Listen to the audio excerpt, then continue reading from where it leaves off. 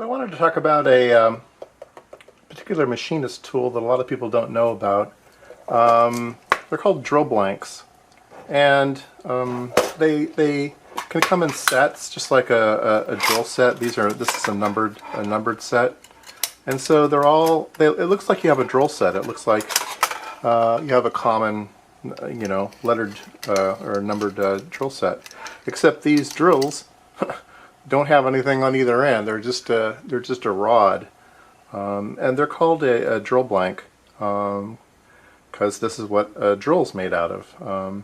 It is high-speed steel, and it's precision ground, and it's kind of the back end of a drill, except it's solid. So what do you use these things for? Well, I was trying to measure something the other day, and I had a gap, and the gap was around 3 millimeters, something like that, and it was only about 1/4 inch wide, and you couldn't get calipers in it, you couldn't get anything into it. I have other tools, and just nothing fit in there. But if you had a set of these drill blanks, you could reach in there and see which drill blank fit. So a lot of people are familiar with pin gauges. This is a small pin gauge set, 11 mil to 60 mil, 60 thousandths of an inch for you metric people, but we call them mils here. And so like this particular pin is 0.05 inches. 50 thousandths of an inch. So if you had that gap, you could poke in here with these pin gauges and try to figure out how big it is. So so these are nice. These are more accurate. They come in 1/1000th of an inch increments. So 11 thousandths, 12 thousandths, 13 thousandths, all the way up to 60, and then you go to the next set. The next set goes from 60 to, I think, 1/4 inch, and then you buy the next set, which is like 1/4 inch to 1/2 inch. Then you buy the next set. Well, these sets are pretty expensive. I happened to get this one at auction, but I didn't pay much for it, luckily.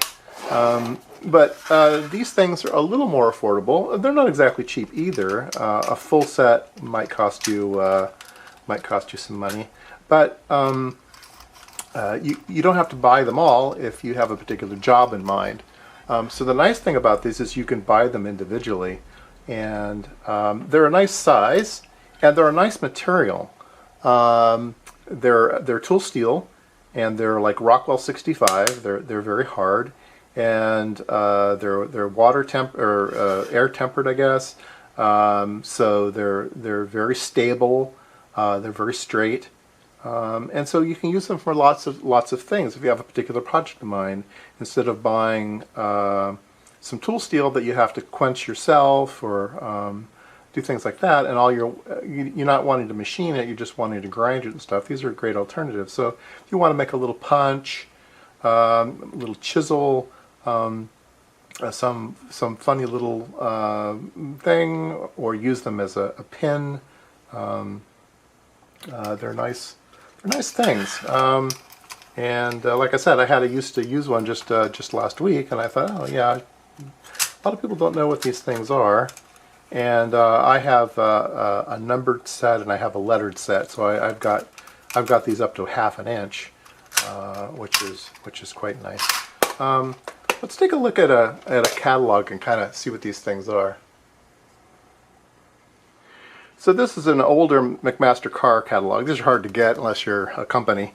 I think this one's about 10 years old, but they're still nice to have. If you look up drill rod in the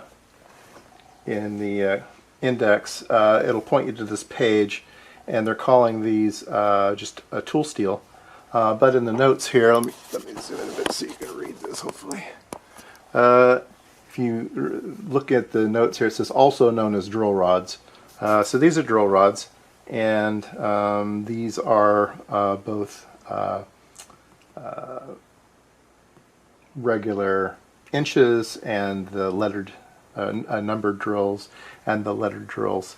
So we can take a look at some standard one. Here's like a number 20 It's 3 1/4 inches. Oops, I gotta look at where I'm looking. Where was I? Number 20. It's 3 1/4 inches long. Diameter is 0.161. So that's a particular one. I've bought these recently, and you know, U.S. ones are probably more expensive. I was buying ones that I think came from India. They were just fine. I think they were about $1.80, something like that. So they're reasonably priced as well. I bought mine from Granger. But if we take a look at the specifications up here, it's M2 M7 high-speed tool steel, Rockwell 62 to 64. The tolerance is -0.2, so they're either nominal or down to -0.2. They don't go over. The straightness tolerance over the length, I guess, is 1/1000th of an inch, and the length tolerance is 1/32 inches. So they're just kind of nice little things to know about. You can get maybe 2 of them. A lot of times you're trying to measure something, you need parallels, and round parallels are sometimes advantageous. Or if you're trying to measure a dovetail, you need 2 rods to put in the dovetail to measure it correctly. So these are nice devices if you don't want to use pin gauges. Pin gauges tend to be a little shorter. They tend to be a little more expensive. I bet they're a lot more accurate.